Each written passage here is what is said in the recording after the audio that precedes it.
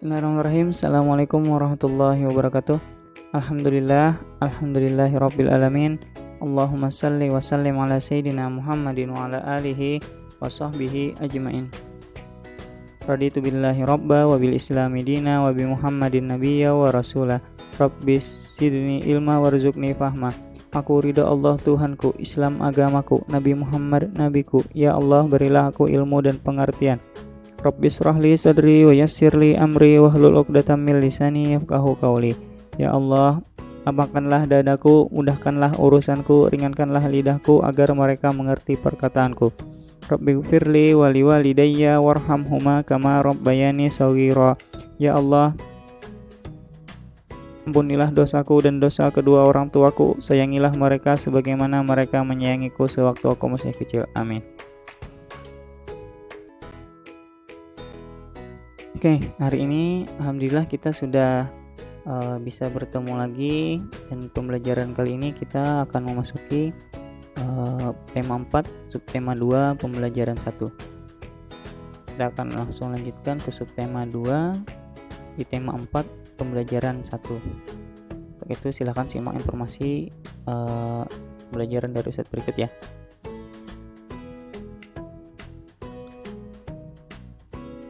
Nah, di pembelajaran kali ini, di subtema 2 ini yang akan banyak kita bahas adalah gangguan kesehatan pada organ peredaran darah. Manusia rentan dengan berbagai macam gangguan pada organ tubuhnya. Di antara gangguan pada organ peredaran darah, apa penyebab gangguan pada organ peredaran darah manusia? Apa saja jenis gangguan pada organ peredaran darah manusia? Nah, kita akan pelajari itu. Ini masih tentang pantun dan jadi materinya sebenarnya ada di pembelajaran 2 ya. Materinya sebenarnya ada di pembelajaran 2. Kemarin kita sudah mempelajari juga tentang apa itu organ peredaran darah. Nah, kemarin kan ada 3 poin tuh. Ada 3 organ yang bekerja dalam sistem peredaran darah. Yang pertama ada darah sendiri, kemudian ada pembuluh darah, dan yang paling penting juga adalah jantung. Yang pertama darah, kemudian ada pembuluh darah, dan ada juga jantung. Ini materinya sudah kita pelajari kemarin. Bisa juga kalian ulang baca nanti. Ini ada di halaman 59 buku tema 4 punya kita ya. Nah, yang akan kita bahas hari ini adalah tentang gangguan pada organ peredaran darah manusia. Nah, dapat terjadi karena non-keturunan dan keturunan. Gangguan pada organ peredaran darah non-keturunan dapat disebabkan oleh pola hidup dan makanan yang tidak sehat. Ini non-keturunan, ini maksudnya bukan dari karena bawaan keturunan, karena ada penyakit yang dia dibawa karena keturunan ya, seperti itu. Karena ayahnya mengidap penyakit tersebut, anaknya juga bisa mengidap penyakit tersebut. Apa saja nanti penyakitnya bisa kita pelajari ya. Kita lanjutkan.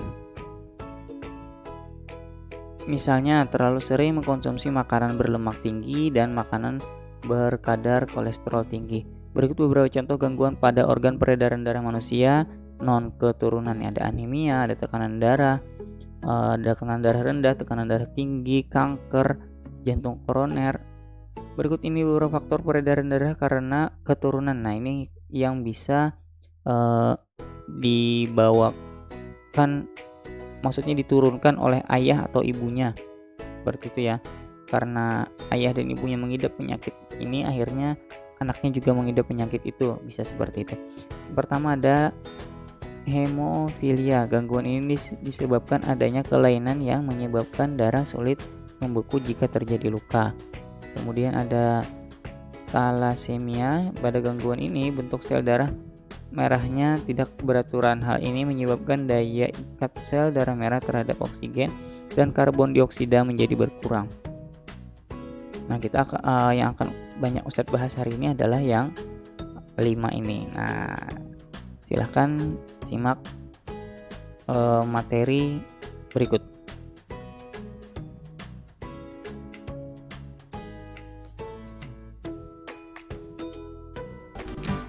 Media pembelajaran gangguan organ peredaran darah.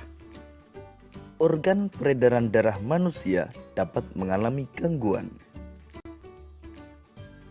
Beberapa gangguan organ peredaran darah antara lain stroke, jantung koroner, leukemia, hipertensi, hipotensi, dan anemia.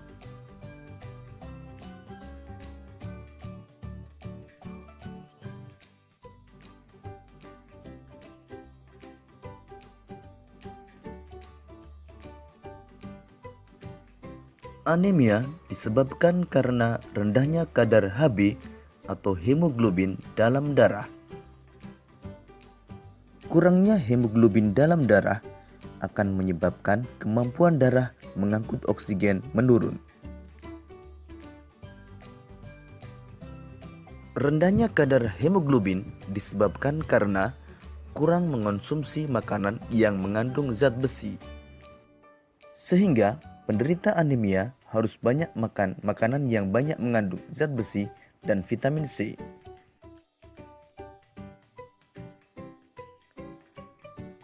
Ciri-ciri penderita anemia antara lain mudah lelah, pucat, dan sering merasa pusing. Berikut ini gambar sel darah dalam keadaan normal. Pada penderita anemia, jumlah sel darah merah berkurang.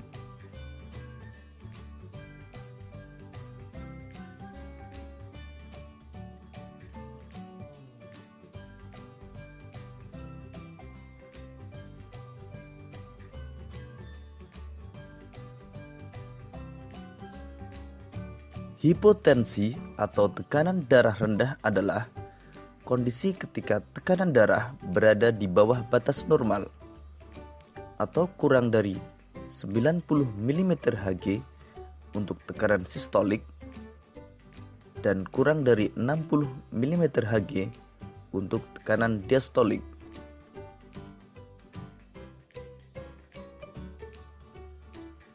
Gejala penderita hipotensi antara lain kepala pusing, penglihatan buram, jantung berdetak lebih cepat, pernapasan dangkal, dan cepat haus.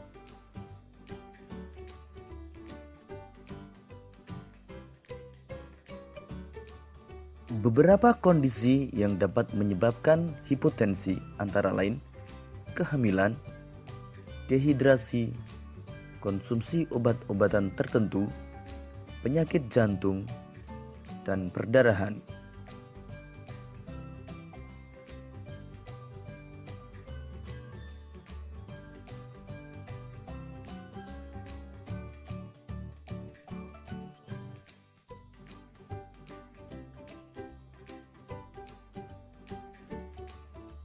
Hipertensi atau tekanan darah tinggi adalah kondisi ketika tekanan darah berada di atas batas normal atau lebih dari 140 mmHg untuk tekanan sistolik dan lebih dari 90 mmHg untuk tekanan diastolik.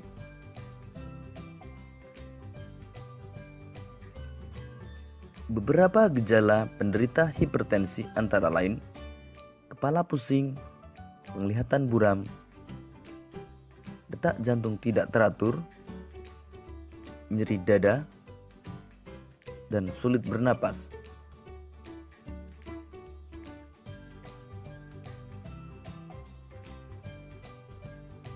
Beberapa hal yang dapat menyebabkan hipertensi antara lain lanjut usia, kebiasaan merokok, jarang berolahraga, gangguan ginjal, dan kecanduan alkohol.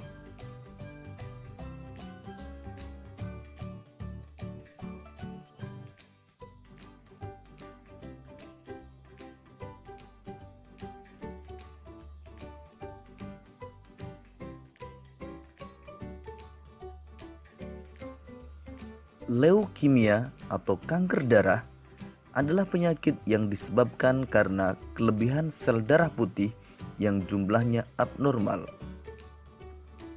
Pada penderita leukemia, sel-sel darah yang belum matang berkembang dengan cepat hidup lebih lama dan menyingkirkan sel-sel darah sehat yang terdapat pada sumsum tulang.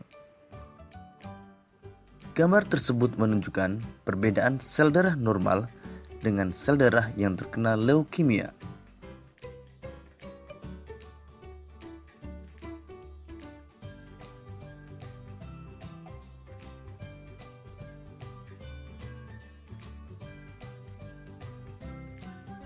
Jantung koroner adalah kondisi ketika pembuluh darah jantung atau arteri koroner tersumbat oleh timbunan lemak darah atau kolesterol. Berikut ini kondisi pembuluh arteri koroner dalam keadaan normal.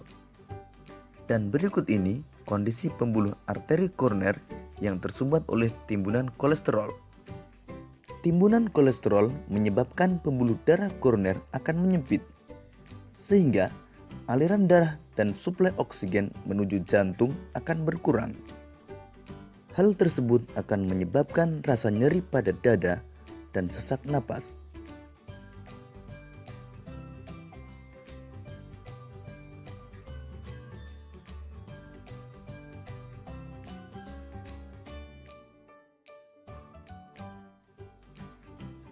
Stroke adalah penyakit yang menyerang bagian saraf pada otak yang disebabkan oleh penyumbatan atau pecahnya pembuluh darah.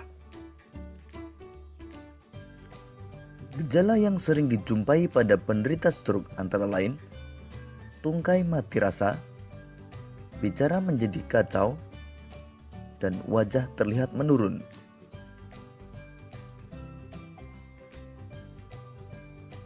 Beberapa penyebab penyakit stroke antara lain gumpalan darah pada pembuluh darah di otak, tekanan darah tinggi, dan pengaruh obat-obatan pengencer darah.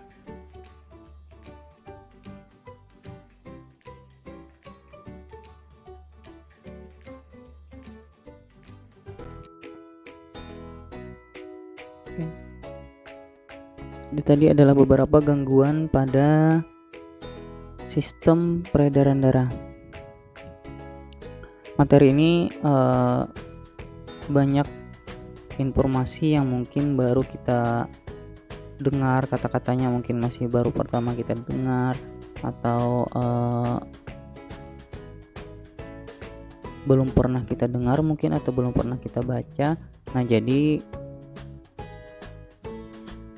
informasi yang padat dan banyak sekali seperti ini bisa kita ulang-ulang dan kita baca lagi ya. Apalagi yang cita-citanya mau jadi dokter. Nah, apalagi yang cita-citanya mau jadi dokter, ini sangat wajib untuk dipelajari. Oke, mungkin sampai sini dulu pembelajaran dari Ustadz untuk hari ini. Ustadz akhiri, Allahumma arinal haqqa haqqa warzuqna ijtiba'ah wa arinal batila batila warzuqna ijtinabah. Rabbana atina fid dunya hasanah wa fil akhirati hasanah wa qina azabannar. Subhana rabbika rabbil izzati amma yasifun. Salamun alal mursalin walhamdulillahi rabbil alamin. Dadah. Assalamualaikum warahmatullahi wabarakatuh.